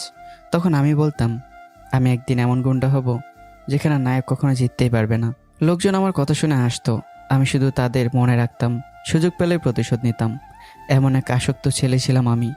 সময়ের পরিবর্তনে আমি বড় হলাম আর বস্তির ভাই হয়ে গেলাম। আমার হুকুম ছাড়া একটা পাতাও নড়তো না বস্তিতে।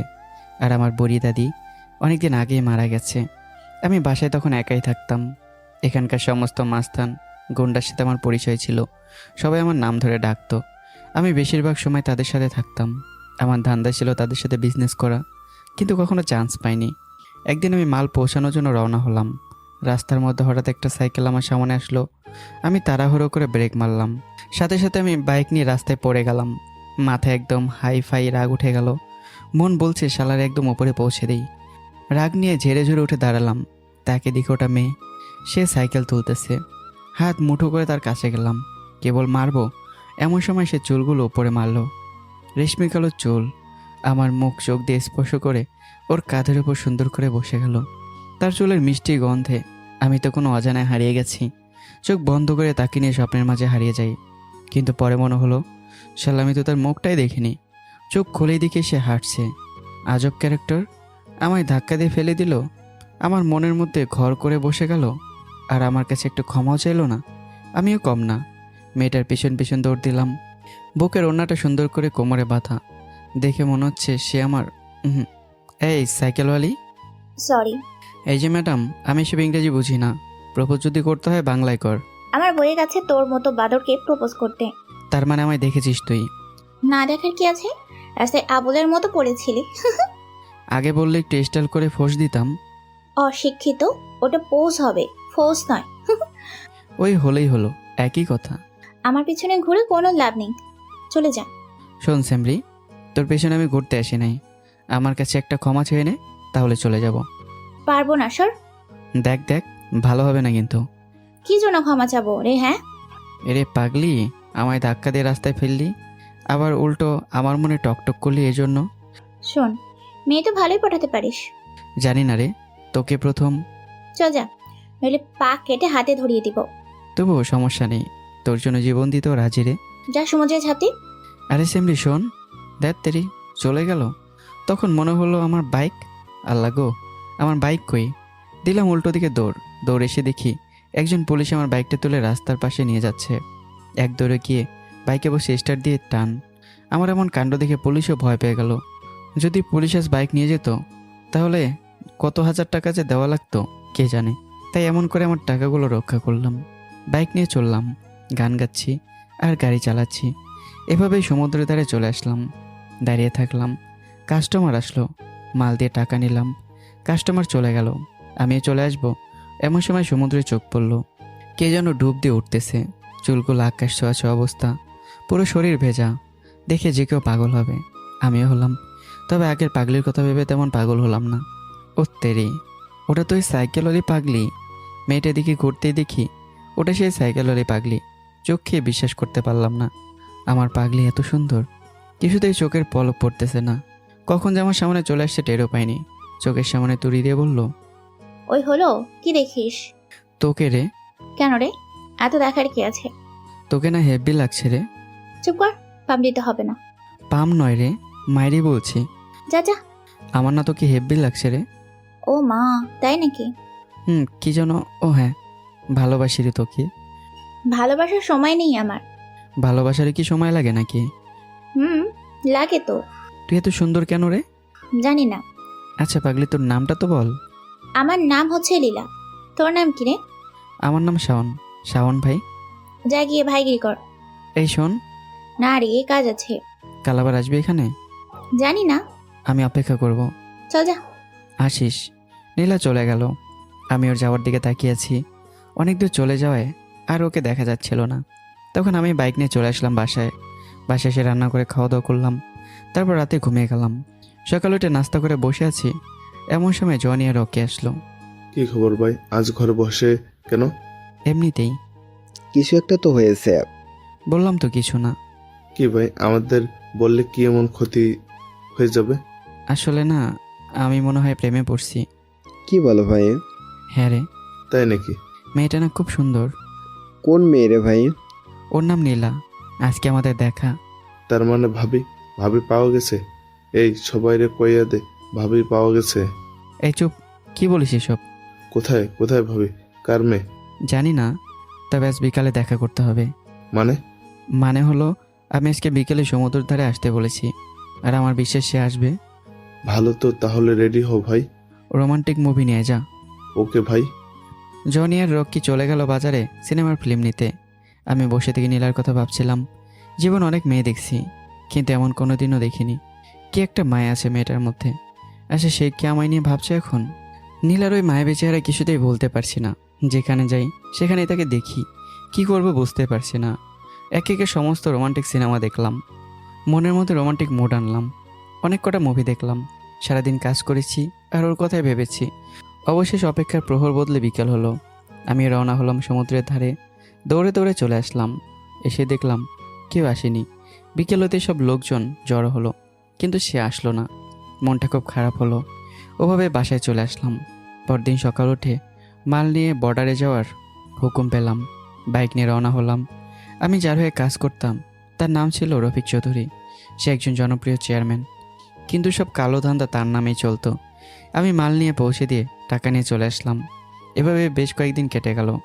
আমি রফিক চৌধুরীর খুব ভালো লোক আর বিশ্বাসী লোক হয়ে উঠলাম।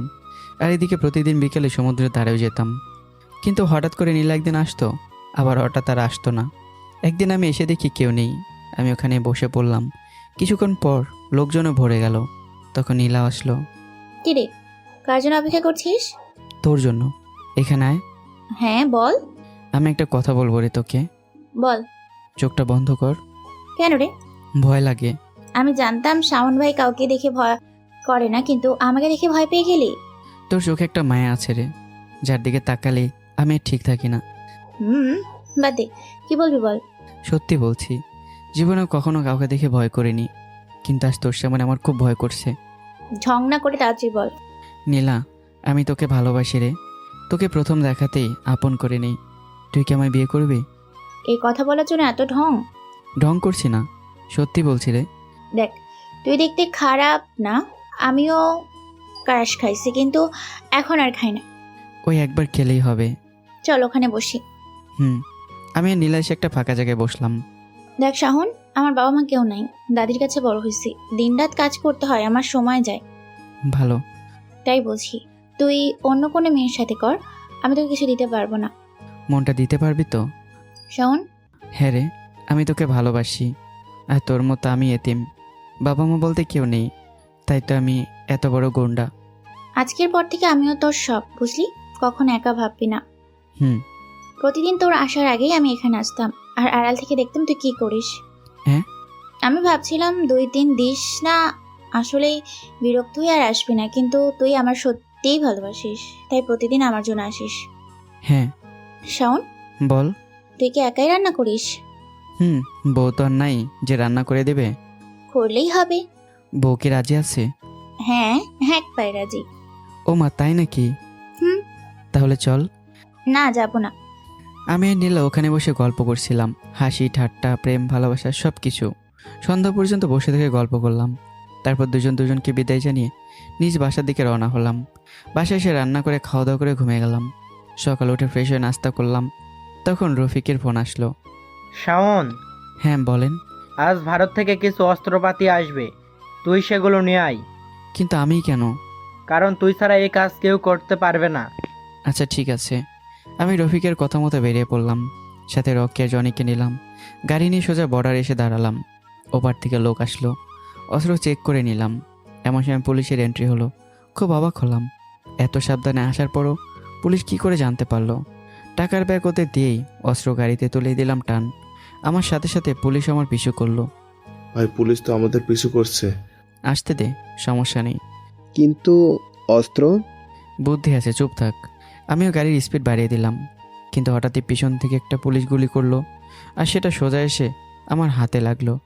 আমি গাড়ি এদিক ওদিক করতে লাগলাম, এক হাত ছেড়ে দিয়ে আরেক হাতে গাড়ি চালাতে লাগলাম। এক হাতে চালিয়ে চলে আসলাম। মাল নিয়ে এসে সোজা গোডাউনে ভরে দিলাম। পুলিশও সাথে সাথে চলে আসলো, এসে সবাই চারদিকে ঘিরে নিল। আমি এক টুকরো কাপড় নিয়ে হাতটা বেঁধে নিলাম। এলাকা পুরো সার্চ করলো, কিন্তু কোথাও পেল না। আমি অ্যাম্বুলেন্সে উঠে বসলাম। এটা কেমন হলো স্যার? যখন কাজ করি তখন ধরতে পারেন না, আর যখন কাজ করি না তখন পিছু পড়ে যান। শালা বল, অস্ত্র কোথায়? অস্ত্র আছে অস্ত্রের জায়গায়। এখনো বলছি স্যালেন্ডার করে দে, শাস্তি কমে যাবে। স্যার, স্যালেন্ডার করার জন্য কি ধান্দা শুরু করছি? তোর খুলি উড়িয়ে দেব। এমনিতেও তো হাতের 12টা বাজিয়ে দিছেন, এখন এটা ঠিক করতে কত টাকা লাগবে কে জানে। বল, কোথায় লুকিয়ে রাখছিস? আরে স্যার, মাল থাকলে কি আপনার সামনে আসতাম? তাহলে আমাদের দেখে চোরে গাড়ি চালাচ্ছিলি কেন? আমরা আসলে স্যার, আমার গাড়ির ব্রেক ফেল করেছে, তাই আপনার কাছে সাহায্য চাচ্ছিলাম। আর আপনি কি করলেন? উল্টো আমার হাতেই গুলি করলেন। এটা যদি মিডিয়ার কানে যায় তাহলে এর সাথে 12-14 যোগ করে আপনার চাকরির ভর্তা করে দেবে। তুই জানিস না তুই কি করেছিস? এতগুলো মেয়ের জান নষ্ট করছিস, কত মানুষের প্রাণ নিয়েছিস। একদিন তোর জান দিয়ে তা পূরণ করতে হবে, দেখুস। আচ্ছা স্যার, ওই দিনের দাওয়াত নিয়েন, চলে এসেন আমার ছোট্ট বাসায়। ওকে, চলে আসবো, গুড বাই। পুলিশ কোনো কিছু না পেয়ে চলে গেল। আসলে অস্ত্রগুলো ছিল অ্যাম্বুলেন্সে। পুলিশ যদি অ্যাম্বুলেন্স সার্চ করতো তাহলে ধরা খেতাম, কিন্তু সবই কপাল। অ্যাম্বুলেন্স নিয়ে আগে এসে অস্ত্র ঠিক জায়গায় পৌঁছে দিলাম। তারপর সোজা হাসপাতালে চলে গেলাম। হাসপাতালে এসে ডাক্তারকে নিয়ে রুমে গেলাম। জনি আর রকি বাইরে দাঁড়িয়ে রইল। ডক্টর আমাকে নিয়ে অপারেশন থিয়েটারে গিয়ে হাত থেকে গুলি বের করলো। তারপর কয়েকটা ইঞ্জেকশন দিল আর কিছু ওষুধ দিল। আমি ঘুমিয়েছিলাম। হঠাৎ আমার পাগলি নীলার কণ্ঠ কানে ভেসে আসলো। মনে হয় নীলা বাইরে দাঁড়িয়ে ঝগড়া করতেছে, কিন্তু চোখ খুলছে না আমার। মাথাটা প্রচণ্ড ব্যথা। নীলা দরজা খুলে ভেতরে আসলো। হ্যাঁ, এখন পড়ে আছিস কেন? যা, আবার ধান্দায় বের হ। পুলিশের সাথে লড়াই কর। মরতে পারিসনি, বেঁচে আছিস কেন? তোর জন্য। আমি তোকে বেঁচে থাকতে বলেছিলাম, যা মরে যা, আমার কিছু হবে না। তোর মন অন্য কিছু একটা বলছে রে। তোকে খুন করতে মন যাচ্ছে। হুম, আমায় জড়িয়ে ধরতে চাচ্ছে। হইছে তোরে। হ্যাঁ, আমি তোর মনে সব খবর রাখি। এখন তোর মন চাচ্ছে আমায় তোর বুকে নিয়ে কপালে একটা উম্মা দিবে। হুম। বলতে দেরি নীলা ধপাস করে আমায় জড়িয়ে ধরলো। কিছুক্ষণ পর সেরে দিয়ে কপালে একটা চুমু দিল। তোর কি একটু ভয় লাগে না? না। আজকে যদি ওই গুলিটা হাতে না লেগে বুকে লাগতো তাহলে কি হতো? মরে। কথা শেষ করতেই দিল না। নীলা আমার মুখ চেপে ধরলো। আমার কথা বলতে আর দিল না। একদম এসব কথা বলবি না। তুই মরলে আমার কি হবে? তুই ছাড়া কি আছে আমার? আরে আরে কাঁদিস কেন? আমি তো মজা করে বলছি। আমি জানি আমি ছাড়া তোর আর কেউ নেই। আর কোনোদিন মরার কথা, কি বললি? ও কথা আর কখনো বলবোই না। হুম। তুই ছাড়া আমারও কেউ নাই রে। আমার একটা কথা রাখবি? কি? আমায় বিয়ে করবি? কি রে, এত তারা কিসের রে?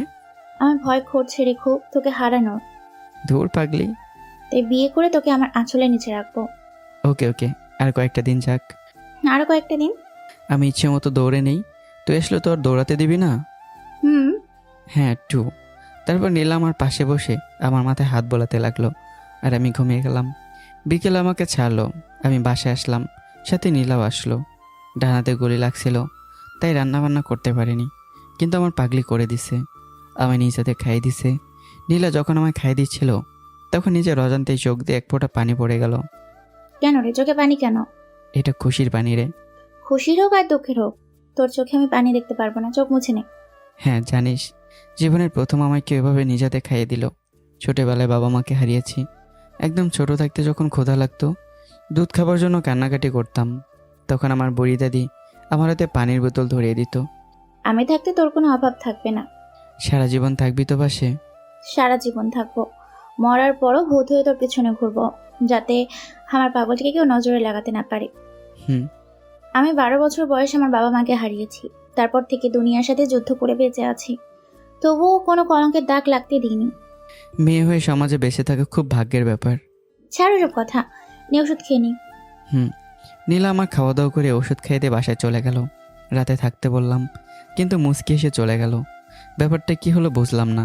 থাকতে বলাতে হাসলো কেন? হাসির কি আছে?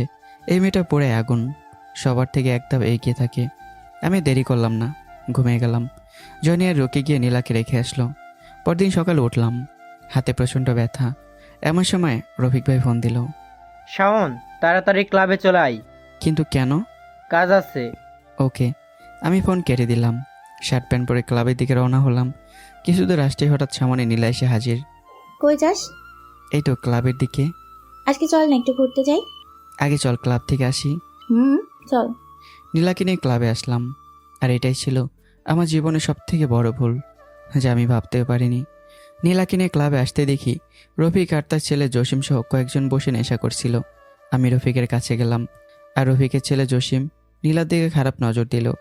আমি বাঁ হাত দিয়ে নীলাকে টেনে বকে নিলাম। জসিম কিছুটা অবাক হলো, সাথে রাগও হলো। শাওন, আমার এত টাকার অস্ত্র বাঁচিয়েছিস, তার জন্য তোকে অনেক অনেক শুক্রিয়া। ধন্যবাদ ভাই। আমি চাই আমার সমস্ত দায়ের এখন থেকে তুই সামলাবি, কারণ তোকে আমার খুব ভালো করে চেনা হয়ে গেছে। হুম। এটা কে রে? আমার কলিজা। আচ্ছা, যা মজা কর। নীলাকে নিয়ে আমি চলে আসলাম। জসিম তো নীলা দিয়ে খারাপ নজর দিয়েই দিছে, ওকে আমি ছাড়বো না। আর এদিকে করিম হলো রফিকের ডান হাত। রফিকের সমস্ত কালো ধান্দা ওই করিমে চালায়, কিন্তু দুর্নীতি করে। আর এই দায়িত্ব যখন ওকে না দিয়ে আমায় দিল, তখন করিম আমার দিকে রাগি লুকে তাকিয়েছিল। শাওন, কি? ওই লোকটা আমার দিকে ডাবডাব করে তাকিয়েছিল। দেখছি। তোকে ক্লাবে নিয়ে যাওয়াই ঠিক হয়নি। তুই থাকতে কিছু হবে না, চল। চল। তারপর আমি নীলা চললাম ঘুরতে।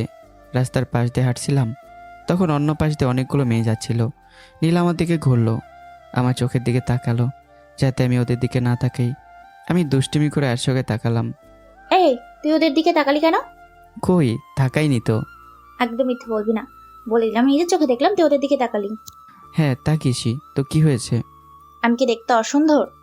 ওদের থেকে ভালো না দেখতে? তাহলে কেন আমি ভালোবাসলি? আরে আরে কাঁদিস না, তুই এই পৃথিবীর সবার চেয়ে সুন্দরী। তোর মতো সুন্দরী এই পৃথিবীতে আর কেউই নেই। তোকে দেখলে আমার মনের মধ্যে তবলা বাজে। হয়েছে হয়েছে, থাম, আর পাম দিতে হবে না, হাতটুকু যথেষ্ট।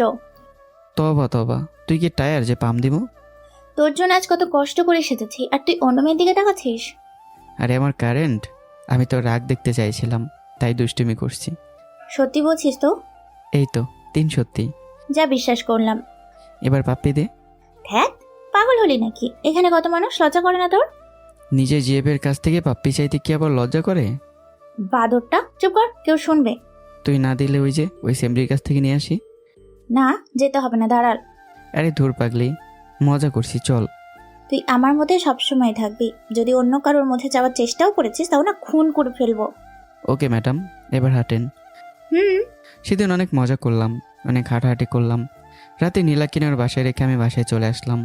নীলা রান্না করে রাখছিল, তাই আমার আর করতে হলো না। সোজা খাওয়া দাওয়া করে শুয়ে পড়লাম। পরের দিন সকালবেলা উঠে ফ্রেশ হয়ে নাস্তা করলাম 3 জন মিলে। ভাই এবার তুমি ভাবিকে বিয়ে করে নাও। হ্যাঁ করবো রে, ওকে বউ করে আমার ছোট্ট ঘরে নিয়ে আসবো। ভাবি কিন্তু খুব কড়া, তোমায় আর কোথাও বেরোতে দেবে না।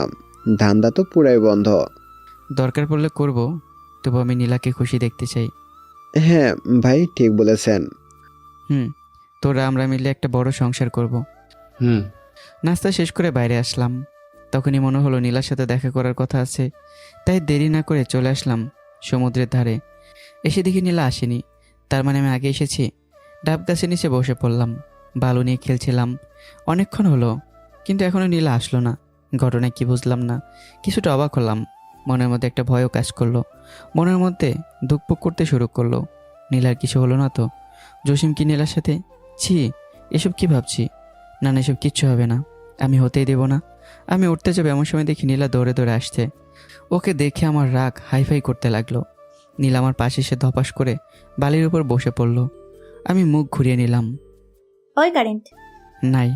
এমন ভুল আর হবে না। এই তো কান ধরছি, টাকা নেই এদিকে। বাসায় কার সাথে সময় কাটাচ্ছিলি? কি বলছিস তুই? হ্যাঁ ঠিকই বলছি, তুই জানিস না তোকে নিয়ে আমার কত ভয়। পৃথিবীতে আমার একটাই দুর্বল জিনিস, আর সেটা তুই। সত্যি আমার খুব কষ্ট হচ্ছিল। যা ভাবছিলাম যদি সেটাই হতো তাহলে কি হতো। রাগের মাথায় কি বলতে কি বলেছি জানি না। নীলা আমার দিকে এক দৃষ্টিতে তাকিয়ে আছে। আমি জোরে জোরে নিঃশ্বাস নিচ্ছিলাম, তখনই নীলা লাফ দিয়ে আমায় জড়িয়ে ধরলো আর ছোট বাচ্চার মতো কান্না করে দিল। ক্ষমা করে দে, এরকম আর কোনোদিন করবো না, বিশ্বাস কর। হুম। আমি জানি তুই আমায় খুব ভালোবাসিস, আমি হারাতে চাস না। আমি ইচ্ছে করে দেরি করি না রে, দাদির খুব জ্বর। ও। জানতাম না তুই এত কষ্ট পাবি। তো দাদিকে ওষুধ খেয়েছিস? খাইয়ে ধুয়ে আসলাম। জানিস আমি কত ভয় পেয়েছিলাম। কি জন্য ভয় পাবি? আমি তোর আছি, তোরই থাকবো। নীলা আমায় ছেড়ে দিয়ে আমার 2 গালে হাত দিয়ে কপালে ছোট্ট করে একটা ভালোবাসা এঁকে দিল। আমায় বিয়ে করবে? এখনই রাজি। বিকেলে রেডি থাকিস, আজকে আমরা বিয়ে করব। হুম। চল হাঁটি। শাওন, আমার একটা কথা রাখবি? কি? সে মারপিট, খুনোখুনি, হাঙ্গামা ছেড়ে দে। চল আমরা নতুন করে জীবন শুরু করি। আমাদের সন্তানের ভবিষ্যতের কথা ভাব। তুই ঠিক বলেছিস, আমি চাই না আমার সন্তান এমন পরিবেশে বড় হোক। এখনো সময় আছে, চল আমরা এই শহর ছেড়ে চলে যাই। বিকেলে তুই আর আমি বিয়ে করে চলে যাব অনেক দূরে।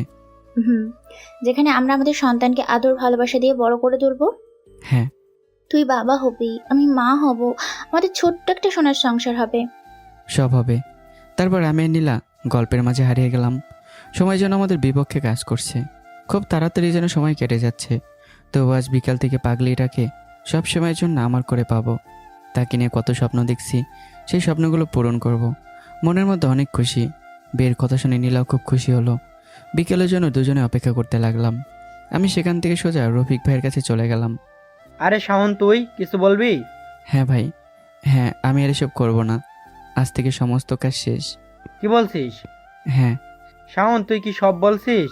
তোর আন্ডারে আমার অনেক কাজ আছে, যেগুলো তুই ছাড়া কেউ করতে পারবে না। আমি পারবো না। তুই কি ভুলে গেছিস কালকে 100টা মেয়ে পার করতে হবে? ভুলে যাও মেয়ের কথা। শাওন, তুই কিন্তু খুব খারাপ করছিস। এতদিন করছি, কিন্তু আজ থেকে আর না। আর একবার ভেবে দেখ। এই শাওন একবার যা বলে তাই করেই ছাড়ে। আমি যখন বলছি মেয়ে পার হবে না তো হবে না। এর জন্য কিন্তু তোকে পস্তাতে হবে। এটা আমার লিস্টে কোথাও নেই, চলি। শাওন শোন। আমি কোনো কথা না বলে চলে আসলাম। পেছন থেকে রফিক অনেকবার ডেকেছে, কিন্তু আমি সাড়া দিইনি, কারণ এই শহরে এমন কোনো মাস্তান নেই যে মেয়েদের নিয়ে পার হবে। শুধু এই কাজটা আমি নিজে করতাম, এর জন্য অনেক রিস্ক নিতে হতো, কিন্তু আজ থেকে আর না। আমি বাসায় চলে আসলাম, এসে গোসল করলাম, ভালো শার্ট প্যান্ট রেডি করলাম, ঘরের মধ্যে পায়চারি শুরু করলাম। কখন যে বাজবে 4টা।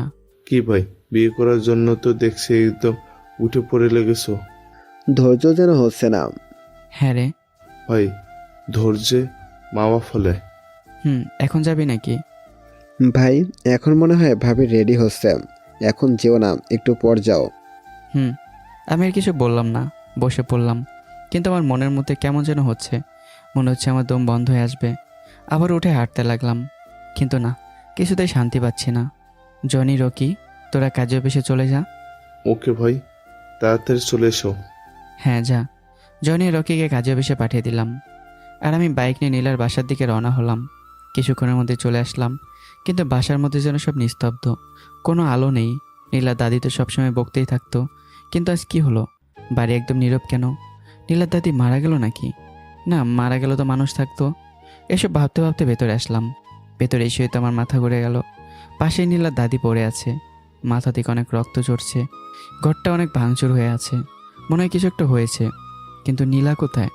ভেতরে যে তাকাতেই দেখি নীলা পড়ে আছে, গায়ের জামা ছিঁড়ে শেষ, আর দুপায়ের মাঝখান দিয়ে রক্তের বন্যা বয়ে যাচ্ছে। আমি এটা দেখে একদম যেন মরে গেলাম। দবাস করে মাটিতে বসে পড়লাম, নিজের শার্ট খুলে নীলার শরীর ঢেকে দিলাম। রক্তে নীলার পাজামা ভিজে গেল, চোখ মুখ দিয়েও রক্ত। খাট থেকে চাদরটা নিয়ে নীলার পুরো শরীর ঢেকে দিলাম। মনে হচ্ছে কোনো হিংস্র পশু এসব করেছে। আমি নীলার মাথাটা ধরে আমার কোলে নিলাম, তারপর নীলাকে পাগলের মতো ডাকতে লাগলাম, নীলা, এই নীলা, নীলা চোখ খোল। নীলা, তোর এমন অবস্থায় কে করেছে বল? চোখ দিয়ে আমার অঝরে ঝর্ণা বয়ে যাচ্ছে, মাথাও কাজ করছে না। দুনিয়াটা আমার উল্টাপাল্টা হয়ে গেছে, নিজেকে শেষ করে দিতে মন চাচ্ছে। নীলা, চোখ খোল, তুই আমায় ছেড়ে যাস না, আমি তোকে ছাড়া বাঁচবো না নীলা। হঠাৎই নীলা ঝাঁকুনি দিয়ে আমার নাম ধরে ডাক দিল, নীলা, এই তো আমি। শাওন, ওরা আমাকে বাঁচতে দিল না রে, আমার কাছ থেকে সব কেড়ে নিয়েছে, আমার জীবনটাও চলে যাবে। নীলা, তোর কিছু হবে না, আমি চলে আসছি। শাওন, আর পারছি না রে, খুব ব্যথা। আর একটু ধৈর্য ধর। না শাওন না, তুই আমার শরীরে হাত দিস না, আমি এখন পতিতা। কি বলছিস এসব? হ্যাঁ রে, আমার খুব কষ্ট হচ্ছে, মনে হচ্ছে আমি আর বাঁচবো না। না, তোর কিছু হবে না। নীলাকে তুলে বসালাম। আমায় হাত দিস না, আর আমার কথা মন দিয়ে শোন, আমি আর বাঁচবো না, চেষ্টা করে লাভ নেই। তুই চুপ কর। দয়া করে শোন, আমার কাছে সময় নেই। তুই আমায় ছেড়ে যাস না রে, আমি মরে যাব। যেতে তো আমিও চাই না রে, তোর সাথে 1000 বছর বাঁচার স্বপ্ন দেখেছিলাম, কিন্তু তোর এমন অবস্থায় কে করেছে আমায় বল? না, আমি চাই না তুই আবারও মারামারি করিস। কি বলছিস? আমার কাছ থেকে যে তোকে কেড়ে নিছে তাকে ছেড়ে দেব? এটা আমি মানতে পারবো না। তোকে আমি সবসময় ভালো দেখতে চাই, তুই ওদের সাথে ঝামেলা করতে হয়তো তোকেও মেরে ফেলবে, তাই যাস না। না। শাওন, কি? আমি তো চলে যাচ্ছি, আমার একটা শেষ ইচ্ছা পূরণ করবি? বল। তুই এখান থেকে অনেক দূরে চলে যা, আর সেখানে একটা সাধারণ মানুষের মতো বেঁচে থাক, সুন্দর দেখতে মেয়ে দেখে বিয়ে করিস। না, সারা জীবন তুই আমার মনের মধ্যে থাকবি, এই জায়গা কেউ নিতে পারবে না। ভাগল আমার। আর একটা কথা, বল। আমার না খুব শখ ছিল তোর বুকে মাথা রেখে ঘুমাবো, কিন্তু ভাগ্য দেখ, আমি আজ অপবিত্র, একটা পতিতা, ধর্ষিত। না, তুই আমার জীবন, তুই আমার সব। নীলাকে বুকের সাথে জড়িয়ে নিলাম। নীলা আমার কানে বলল, শাওন, এদিকে চলে যা, কেউ দেখলে তোর উপর দোষ চাপিয়ে দিবে। আমি চাই না তোর জীবন নষ্ট হোক, আমার জীবন দিয়ে তোর জীবন রক্ষা করতে চাই। তোকে ছেড়ে আমি কোথাও যাব না। পাগলামি করিস না, আমার শেষ ইচ্ছেটুকু পূরণ কর। কিন্তু তোকে ছেড়ে আমি কি করে বাঁচবো? আমার কথা মনে হলেই আকাশের দিকে তাকিয়ে থাকিস, আমি এক ফোঁটা বৃষ্টি হয়ে তোর কপাল ছুঁয়ে যাব। নীলা, আমায় ছেড়ে যাস না। শাওন, চলে যা, চলে যা এখান থেকে, থাকিস না। নীলা এই কথা বলে আমার গায়ের উপর এলে পড়লো। ওর হাতটা আমার মাথা থেকে মাটিতে ঝুলে পড়লো। আমার মাথার উপর যেন আকাশ ভেঙে পড়লো। বুক থেকে নীলাকে সরিয়ে দেখি নীলা আর নেই। সাথে সাথে পুরো দুনিয়াটা অন্ধকার হয়ে গেল, মুখ থেকে কথাই হারিয়ে গেল। তাড়াহুড়ো করে উঠে নীলার ঘর থেকে একটা চাদর নিয়ে এসে গায়ে পেঁচিয়ে নিলাম। তারপর সেখান থেকে বেরিয়ে আসলাম। নীলাকে ছেড়ে আসতে মন চাচ্ছিল না, তবু আসতে হলো। কিছু করার নেই, কিন্তু জসিমকে আমি ছাড়বো না। আমার মন বলছে জসিম এই কাজ করেছে, আমি ওকে কিছুতেই ছাড়বো না। আমি ওখান থেকে সোজা ক্লাবে চলে গেলাম। চাদর মুড়ি দেওয়া থাকায় কেউ চিনল না। সোজা জসিমের রুমে চলে আসলাম, কিন্তু সেখানে জসিম নেই। জানতে পারলাম সে শহর থেকে চলে গেছে, কিন্তু কোথায় গেছে জানতে পারলাম না। আর তাই আমি নীলার বাসার কাছে আসলাম। দূর থেকে দেখলাম মনে হচ্ছে ভেতর থেকে নীলা আমায় ডাকছে। চোখ দিয়ে অঝোর ধারায় পানি ঝরছে। কিছুতেই মানতে পারছি না যে নীলা আর নেই। বুকের ভেতর প্রতিশোধের আগুন জ্বলছে, কিন্তু নীলাকে কথা দেওয়ার কারণে তা পূরণ করতে পারছি না। নীলার খুনের প্রতিশোধ নিতে পারছি না। নীলার লাশ পোস্টমর্টেম করা হলো, আর পুলিশ রায় দিল 3 জন মিলে নীলাকে ধর্ষণ করেছে। আর নীলার শরীরে সেই 3 জনের ফিঙ্গারপ্রিন্টও পাওয়া গেছে। আর সেই 3 জন হলো আমি, জনি আর রকি। কি দুনিয়া! আজকাল আইন ও টাকার কাছে বিক্রি হয়। নিজের মনের মানুষের খুনের প্রতিশোধ নিব, নাকি মিথ্যা অপবাদ থেকে বাঁচব? সেজন্য কারো সামনে আর আসলাম না, নিজেকে আড়াল করে রাখলাম। টানা 3 দিন পর নীলা আর তার দাদির দাফন হলো। আর এই 3 দিন আমি কক্সবাজারেই ছিলাম। জসিমকে খুঁজে বের করতে চেয়েছিলাম, কিন্তু পারলাম না। তাই নিজের জন্মভূমি ছেড়ে চলে আসলাম ঢাকায়। প্রিয় মানুষটিকে কবর দিয়ে চলে আসলাম ঢাকায়। সেটা না 3 মাস জসিমকে খুঁজি, কিন্তু কোথাও পাই না। তারপর নীলার কথা মতো আমি এক সাধারণ মানুষের মতো বাঁচতে শিখি। নিজের রাগকে কন্ট্রোল করি আর কলেজে ভর্তি হই পড়াশোনার জন্য, কারণ এটা আমার পাগলি শেষ ইচ্ছা ছিল। আর তারপর তো আপনারা সব জানেনই। মানুষ কি এমন করতে পারে?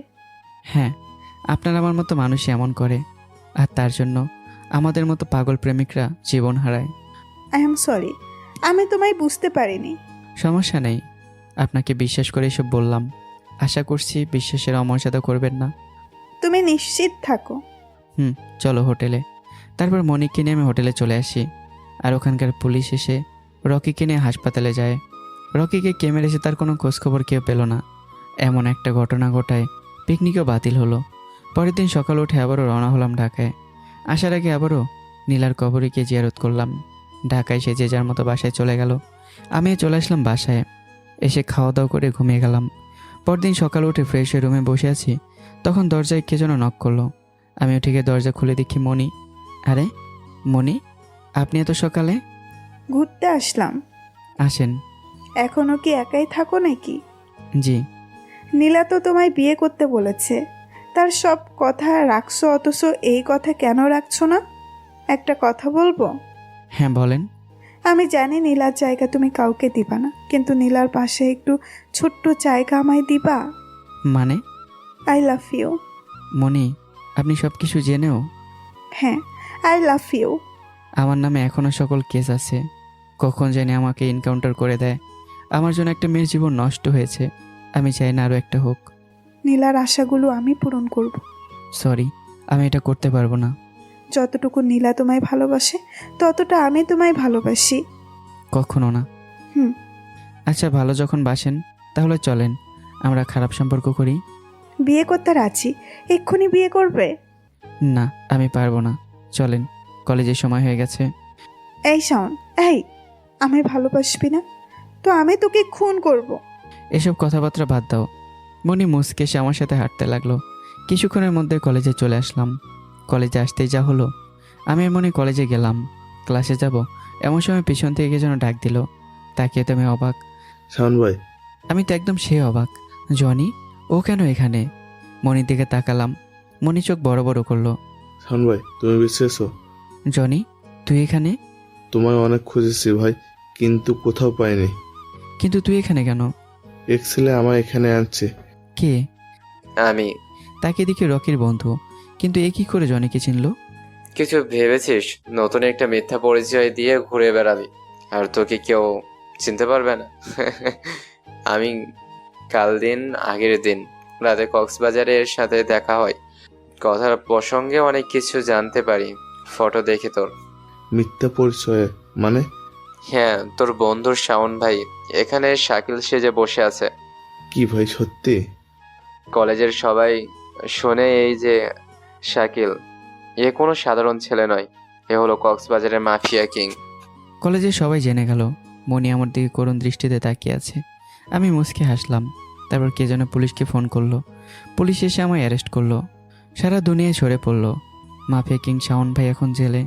দুনিয়াটা খুব নিষ্ঠুর, খারাপ হয়ে বাঁচতে দেয় না, আবার ভালো হয়েও বাঁচতে দেয় না। 3 দিন জেলে কাটালাম। এরপর এক অফিসার আসলো আমার সাথে দেখা করতে। আমি তাকে দেখে এটা সেই অফিসার যে আমার হাতে গুলি করেছিল। কি খবর শাওন? ভালো স্যার, আপনার কথাই হলো। আমার পাপের শাস্তি আমার প্রিয় মানুষটি পেল। হ্যাঁ, আমি নীলার বিষয়ে কিছু বলতে আসছি। কি? তুমি কি জানো নীলাকে কে ধর্ষণ করেছে? না, জানার অনেক চেষ্টা করেছি। আমি জানি। কি জানেন? নীলাকে একজন নয়, পুরো 3 জন একসঙ্গে ধর্ষণ করে, আর সেই 3 জনের আঙ্গুলের ছাপ আমার কাছে আছে। আমি জনের রকি, তাই তো স্যার? এটা শুনে আমার কান পচে গেছে। না, সেই 3 জন ছিল রফিক, জসিম আর করিম। কি? হ্যাঁ, শান্ত হও, উত্তেজিত হও না। হুম। আমি তদন্ত করে এসব জানতে পারি, আর যখন আমার স্যারকে বলি তখন আমায় থেমে যেতে বলে, আর ঘোষণা করে তোমাদের 3 জনের নাম। এরপর আমি প্রতিবাদ জানালে আমার চাকরি খায়। আমি ওদের ছাড়বো না। শোনো, আমি তোমায় এখান থেকেই বের করতে পারি, কিন্তু তোমার কাছে টাইম থাকবে শুধু 1 দিন। আমার 1 দিন হলেই যথেষ্ট। ওকে, রেডি থাকো। তারপর পুলিশ চলে গেল আর আমায় বাইরে আনলো। জামা কাপড় পরে নিলাম, বড় টুপিওয়ালা জ্যাকেট পরে নিলাম। বাসায় যে কয়েকটা প্রয়োজনীয় জিনিসপত্র নিলাম। তারপর সোজা কক্সবাজার চলে গেলাম। তারপর সেখান থেকে রফিকের কাছে গেলাম। গিয়ে দেখি রুমে একা বসে নেশা করছে। আমি ওখান থেকে একটা লাঠি নিলাম। কে রে তুই? চিনতে পারছিস না? শাওন, শাওন ভাই। শাওন তুই? কিন্তু তুই তো এখন জেলে থাকার কথা। তোদের না মেরে কি আমি জেলে থাকতে পারি? আমরা কি করছি? তোরা আমার বুক থেকে আমার নীলাকে কেড়ে নিয়েছিস, ওকে দর্শিতা বানিয়েছিস। দেখ দেখ, আমার গায়ে হাত দিলে কিন্তু তুই বাঁচবি না। আমায় তো মেরেই ফেলেছিস, আমি আবার কোথায় বেঁচে আছি? দেখ, এমন করিস না। আমি রফিকের কোনো কথায় কান্না দিয়ে লাঠি দিয়ে রফিকের 2 পায়ের মাঝখানে বাড়ি দিলাম।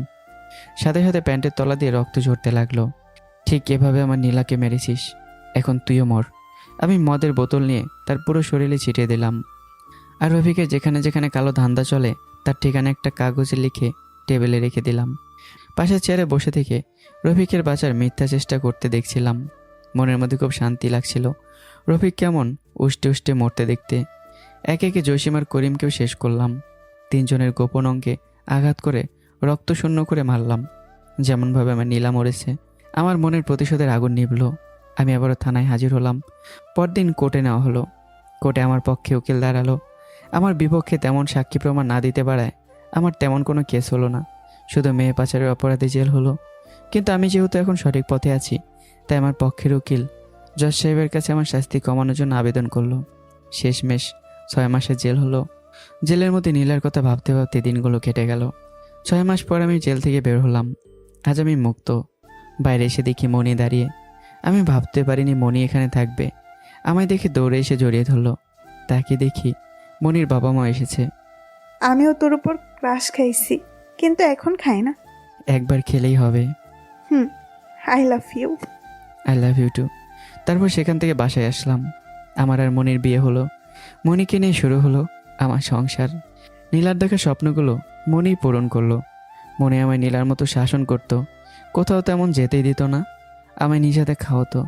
এভাবে আমার জীবনের আরও একটা ধাপ এগিয়ে গেল। তো বন্ধুরা, এভাবে যেন বেঁচে থাকে সারা জীবন শাওন আর মনি। দোয়া করবেন ওদের জন্য। আর হ্যাঁ, আমার জন্য একটু দোয়া করেন। দেখা হচ্ছে আবারও নতুন কোনো গল্পে। এ পর্যন্ত ভালো থাকবেন। আর ভিডিওটা একটা লাইক দিন, চ্যানেলটা সাবস্ক্রাইব করে দিন, একটা কমেন্টও করে দিন। আল্লাহ হাফিজ।